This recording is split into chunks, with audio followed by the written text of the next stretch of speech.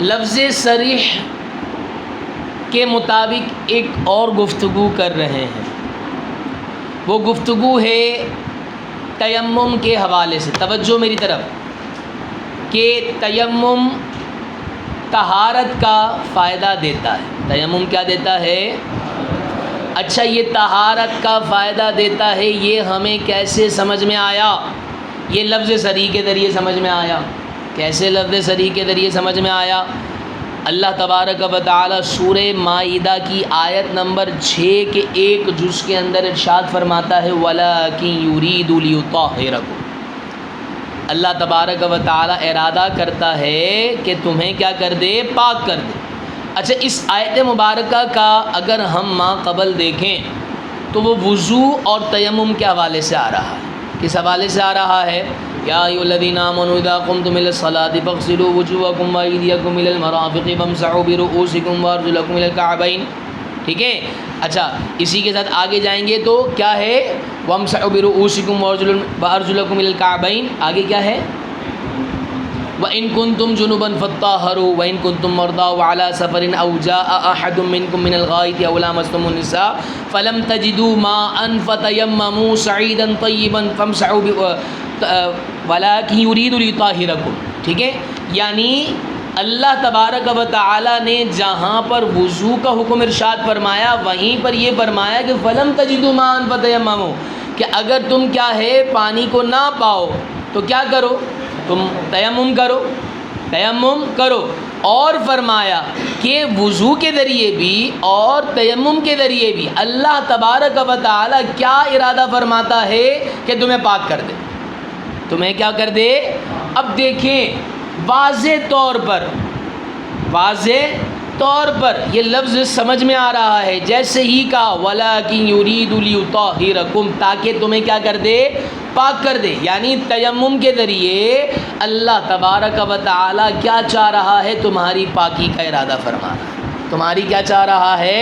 پاکی کا ارادہ فرما رہا ہے. اب دیکھیں پاکی ایسا لفظ ہے کہ جو لفظ صریح ہے. لفظ صریح ہے. ٹھیک ہے.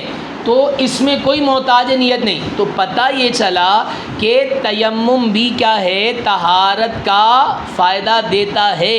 اور یہ پتہ کیسے چلا؟ یہ آیت مبارکہ سے پتہ چلا. اور آیت مبارکہ کے اندر کیا ہے؟ لفظ صریح ہے. تو یہ یعنی تیمم یہ کیا ہے؟ طہارت کا فائدہ دیتا ہے. لیکن امام شافعی رحمۃ اللہ تعالی علیہ کہ تیمم کے طہارت کے حوالے سے دو قول ہیں. ہمارا جملہ ایک ہی ہے. وہ کیا ہے؟ تیمم طہارت کا فائدہ دیتا ہے. جیسا وضو طہارت کا فائدہ دیتا ہے، جیسے وضو کے ذریعے جو چیزیں پہلے کیا تھیں اس کے لیے حلال نہیں تھیں اب حلال ہو گئیں، جیسے نماز پڑھنا، جیسے کہ قرآن کو چھونا، جیسے کہ بیت اللہ کا طواف کرنا. ٹھیک ہے. ایسے ہی اگر کوئی بھی وجہ سے وہ وضو نہ کر سکا تو اس کا الٹرنیٹ اس نے کیا، وہ کیا ہے؟ تیمم. تو ایسے ہی کیا ہے؟ اس تیمم کے ذریعے بھی وہ تمام چیزیں حاصل ہو جائیں گی کہ جو وضو کے ذریعے حاصل ہو جاتی ہیں. یہ امام اعظم رحمۃ اللہ تعالیٰ علیہ کا قول ہے. لیکن امام شافعی رحمۃ اللہ تعالیٰ علیہ کے تیمم کے حوالے سے دو قول ہیں. پہلا قول یہ ہے کہ تیمم طہارت ضروریہ ہے. تیمم کیا ہے؟ طہارت ہے. اب دیکھیں یہ لفظ ضرورت، توجہ میری طرف جناب، یہ بات سمجھیں گے تو آگے آپ کو مسائل سمجھ میں آئیں گے. وہ فرماتے ہیں تیمم طہارت ضروریہ ہے. جب ضرورت پیش آئے گی، جب ضرورت پیش آئے گی تیمم کیا جائے گا. جب ضرورت ختم ہو جائے گی تیمم ختم ہو جائے گا. ٹھیک ہے. چاہے تیمم کو توڑنے والی کوئی چیز پائی جائے یا نہ پائی جائے. ٹھیک ہے. جیسے مثال کے طور پر میں نے قرآن مجید ابھی پڑھنا ہے، میں کیا ہوں؟ وضو سے نہیں ہوں اور میں پانی کے استعمال پر قادر بھی نہیں ہوں. تو اب امام شافعی کے قول کے مطابق میں تیمم کروں گا. تیمم کر میں اپنی ضرورت پوری کروں گا. وہ ضرورت کیا ہے؟ قرآن پاک پڑھنا. جیسے یہ ضرورت ختم ہو جائے گی تیمم ختم. اب اگر میں نے مثال کے طور پر تھوڑی دیر کے بعد ہی میں نے نماز کا ارادہ کیا، نفل نماز پڑھنی ہے، ٹھیک ہے. تو امام شافعی کہتے ہیں کہ یہ جو نفل والی ضرورت ہے یہ دوبارہ ہے، یہ دوسری ضرورت ہے، پھر تیمم کرنا پڑے گا. جو ضرورت ہے، ایک قول کیا ہے، تیمم طہارت ضروریہ ہے. یہ کون کہہ رہا ہے؟ دیکھیں یہ ذہن میں رکھیں گے تو آگے بے شمار مسائل کو اخذ کر سکیں گے. ٹھیک ہے، کیا قول ہے؟ تیمم طہارت ضروریہ ہے. ٹھیک ہے.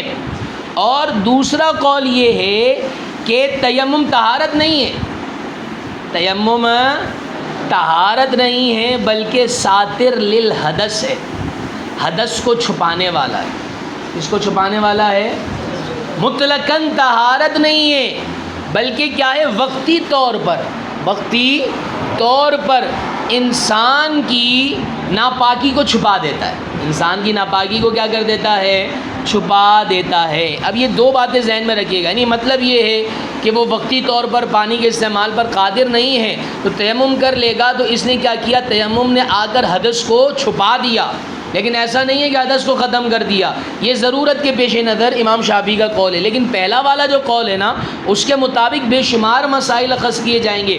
جیسے کہ مثال کے طور پر دونوں مذہب کے مطابق، امام اعظم رحمۃ اللہ تعالیٰ علیہ کے مذہب کے مطابق بھی اور امام شافعی کے مذہب کے مطابق بھی، امام اعظم کا مذہب یہی ہے کہ تیمم طہارت مطلقہ ہے. تیمم طہارت مطلقہ ہے. جیسے وضو کے ذریعے طہارت ہو جاتی ہے، تیمم کے ذریعے بھی طہارت ہو جاتی ہے. لیکن امام شافعی نے کیا فرمایا، تیمم طہارت ضروریہ ہے. اور دوسرا قول کیا ہے، تیمم طہارت نہیں ہے بلکہ ساتر للحدث، ساتر ستر سے نکلا ہے. ستر کا معنی ہوتا ہے چھپانے والا، حدث ناپاکی کو چھپانے والا ہے. ان دونوں مذہب کے مطابق اب مسائل سماعت فرمائیے گا. مثال کے طور پر اگر کوئی شخص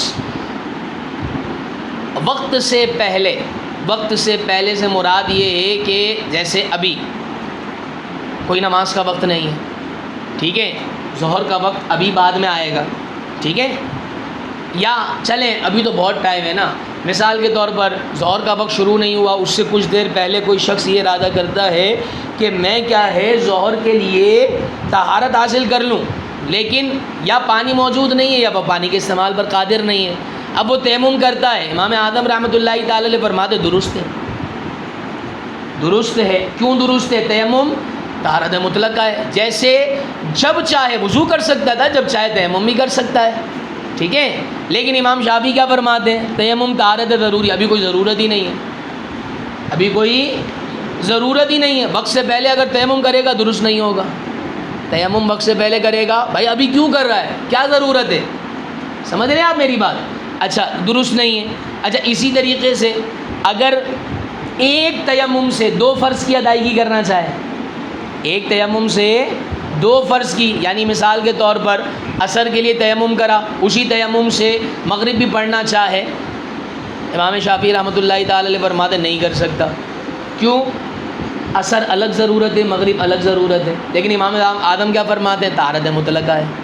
جب تک نواقض وضو نہیں پایا جائے گا، جب تک کیا ہے وہ تیمم سے جو چاہے عبادت کر سکتا ہے، ٹھیک ہے، جب تک نواقض وضو. اچھا تیمم کے اندر نواقض وضو میں ایک اضافہ ہے، وہ یہ ہے کہ یا تو پانی کے استعمال پر قادر ہو جانا، آگے پورا تیمم کا باب نہیں بلکہ آپ نے پڑھ لیا ہے نا اس میں نور الہدیٰ کے اندر، یا تو پانی کے استعمال پر قادر ہو جانا، ٹھیک ہے، یا پھر کیا ہے پانی اویلیبل ہو جانا. دونوں صورتیں ہیں، ٹھیک ہے. ایک تو صورت وہ ہے نا کہ بھائی پانی کے استعمال پر قادر ہوں لیکن پانی موجود نہیں ہے، تو جب پانی نظر آ جائے گا آپ کا تیمم کیا ہو جائے گا، وہ رخصت ہو جائے گا. حالانکہ وضو کے اندر یہ کوئی نواقض وضو نہیں ہے، لیکن یہاں تیمم میں یہ اضافہ ہے. یا اسی طریقے سے میں استعمال پر قادر نہیں ہوں، اللہ تبارک و تعالیٰ نے مجھے قدرت عطا فرمائی اور اب میں پانی کا استعمال کر سکتا ہوں، تو بھی کیا ہے تیمم کیا ہو جائے گا، ختم ہو جائے گا، ٹھیک ہے. امام شافعی رحمۃ اللہ تعالی علیہ فرماتے ہیں کہ 2 فردوں کا، ٹھیک ہے، 2 فردوں کا ایک تیمم کے ساتھ ادا کرنا یہ درست نہیں ہے. کیوں؟ دونوں فرد الگ الگ ضرورت ہیں. لیکن امام اعظم کیا فرماتے ہیں، درست ہے، تیمم طہارت مطلقہ ہے. صرف اس جھگڑے کی وجہ سے کہ تیمم طہارت ضروری ہے یا طہارت مطلقہ ہے، بس اس بات کو ذہن میں رکھیے گا. آپ تھوڑا سا غور و فکر کریں گے کہ کیا آیا اس کی الگ ضرورت ہے، تو امام شافعی کے نزدیک کیا ہے، درست نہیں. اگر ضرورت الگ نہیں ہے تو ٹھیک ہے. اچھا اسی طریقے سے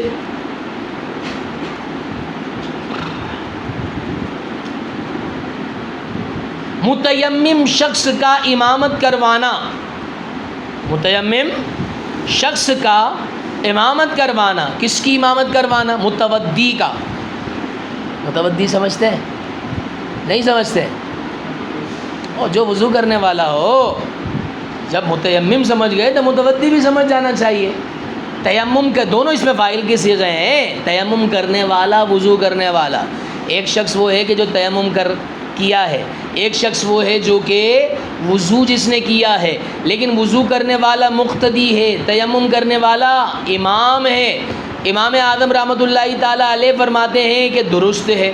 کیوں درست ہے؟ جیسے وضو طہارت مطلقہ ہے، تیمم بھی طہارت مطلقہ ہے، دونوں طہارت میں برابر ہیں، کوئی اعلیٰ کوئی ادنا نہیں ہے. لیکن امام شافعی رحمۃ اللہ تعالیٰ علیہ فرماتے ہیں کہ درست نہیں ہے. کیوں درست نہیں ہے؟ کہ متیمم جو ہے، وہ جو تیمم کرنے والا ہے، وہ طہارت تو کر رہا ہے لیکن طہارت ضروریہ ہے، ایک ضرورت کے تحت کر رہا ہے. لیکن جو متودی ہے وہ طہارت مطلقہ ہے. تو گویا ایسے مقابلے میں ضرورت والا ادنا ہو گیا، ضرورت والا ادنا ہو گیا، اور متودی والا اعلیٰ ہو گیا. تو ادنا اعلیٰ کی امامت کیسے کر سکتا ہے؟ ادنا اعلیٰ کی امامت کیسے کر سکتا ہے؟ یہ صرف اور صرف مطلقہ اور ضرورت کے تحت انہوں نے سمجھایا. بات سمجھ رہے ہیں جناب؟ اسی طریقے سے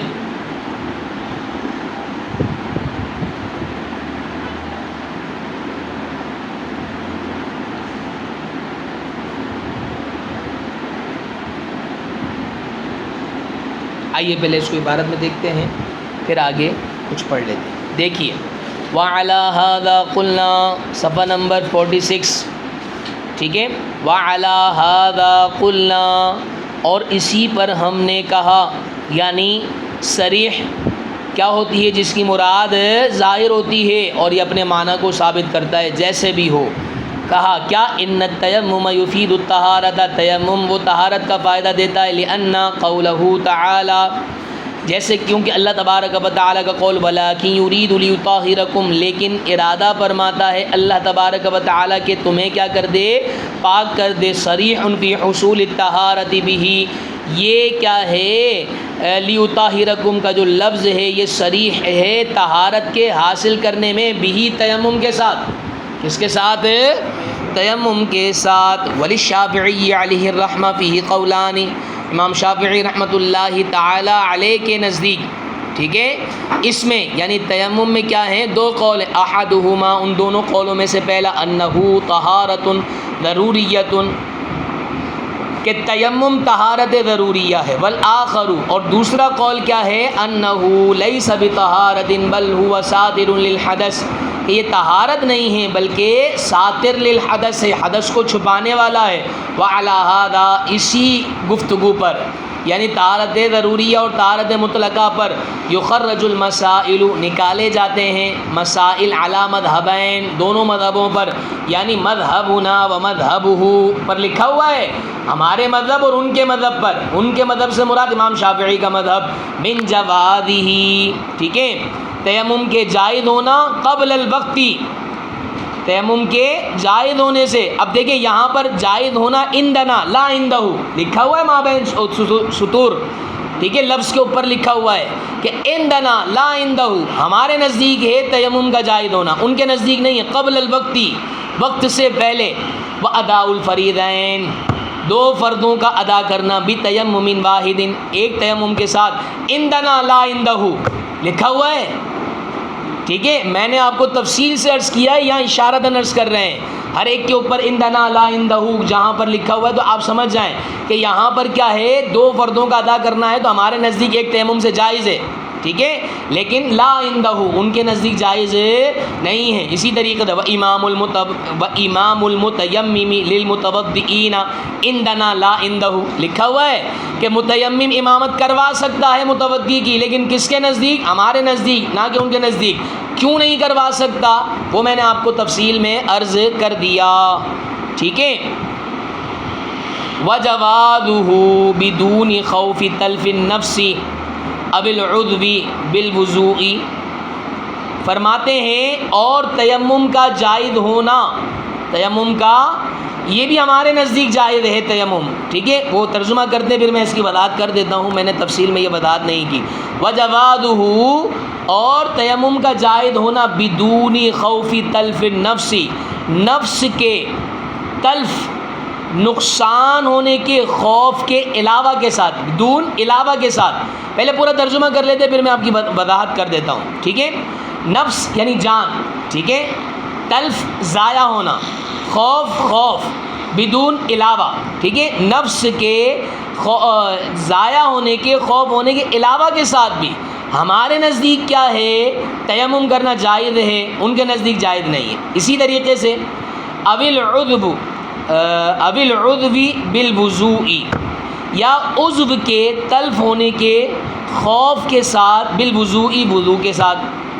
وجوازہ، اور تیمم کا جائز ہونا للعید، عید کے لیے، والجنازۃ، اور جنازے کے لیے، وجوازہ بنیت الطہارۃ، اور تیمم کا جائز ہونا مطلق طہارت کی نیت کے ساتھ۔ اب دیکھیں یہاں پر یہ کیا کہنا چاہ رہے ہیں، یہ جو آخری لائن میں نے پہلے آپ کے سامنے عرض نہیں کی تھی، مطلب یہ کہنا چاہ رہے ہیں امام شافعی رحمۃ اللہ تعالیٰ علیہ، ضرورت ہے تو کیا ہے تیمم کریں گے، اور ضرورت ان کے نزدیک کیا ہے، جب تک کیا ہے کسی عضو کا یا جان کا ضائع ہونے کا خوف نہ ہو، جب تک اگر ایسی صورت نہیں ہے تو ضرورت ہی متحقق نہیں ہے۔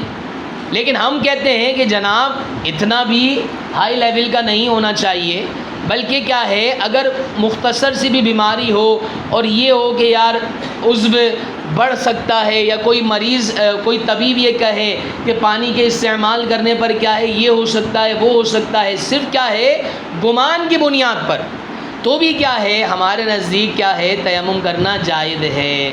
لیکن امام شافعی رحمۃ اللہ تعالی علیہ فرماتے ہیں کہ جب تک جان کے ضائع ہونے کا خوف نہ ہو جب تک تیمم نہیں کر سکتے، یا عضو کے ضائع ہونے کا خوف نہ ہو جب تک کیا ہے تیمم نہیں کر سکتے۔ وہ کہتے ہیں یہ ضرورت ہے، یہ کیا ہے ضرورت متحقق ہوگی تو تیمم کیا ہے جائز ہوگا۔